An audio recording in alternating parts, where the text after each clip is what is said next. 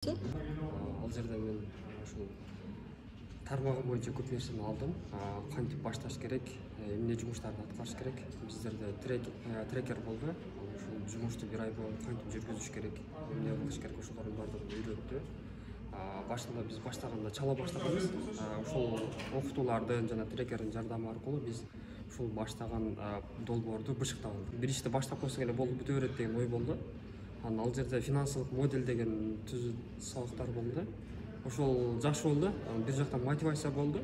Себептен бир айда канча табасың, бир жылда канча табасың, канча расход. Уже баштап атыр эсептеп алсаң, өзүңө мотивация болуп атканда иштеп кете бересиң.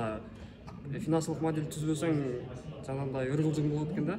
Баштап койсоң боло берем деген ой болот экен. Ошону түзгөндөн кийин мен өзүмдө дагы бир мотивация пайда болду. Долбоор эгерде азыр бул жерден керектүү сумманы ала алсам, бул жерде окутуп жаткан окуучуларга пайда. Себептен бул жерде мен окуучулар үчүн ноутбук сурагам. Себеп дегенде азыр IT курстарын окуш үчүн сөзсүз түрдө ноутбук керек. Айыл жергесинде ноутбук алганы ата-энелер каражаты жетишпейт. Себеп дегенде минимальный талап бул жерде 30-35 миңден башталат да. Мен ноутбук сурагам.